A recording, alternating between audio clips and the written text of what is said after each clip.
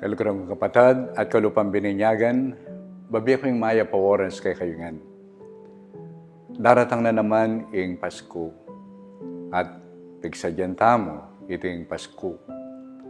Naning adwa na kay katamo iting kapag masusyan, adwa na kay katamo na baliktan tampa si bayo yung makapagmulala ng lepatan ng apong Ginoo.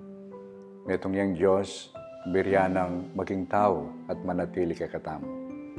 At imburino sa biyanini, magumpisa ka rin kay katang sarili, ampo ka rin kalupatang tao. Lawan tayo ing kay katang biye, kaya biye tayo ing apong Ginoo. At ini mga baldugan, metong yang parating hamon, napot ang akit tala rin kalupang tao, ing mumunatang lalawan aluwain pamialiwa tamo, nunay pamipante-pante tamo, uling apong Ginoo at siyukay katamo. Huwag nindiwa na ng Pasko. Inyasad pagnasan ko, kining kakatang kapag masusyan king Pasko, lalo ng palalaman, ing kakatang pamangilala, king kakatang pamipante-pante, at yung pamipakit ulaga, king balang metong.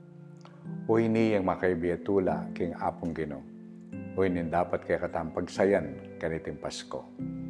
At tanggapan niyo yung bendisyonan ng apong Ginoo, Ipa, po ng anak, po ng Espiritu Santo. Amen. Merry Christmas po kay kayungan.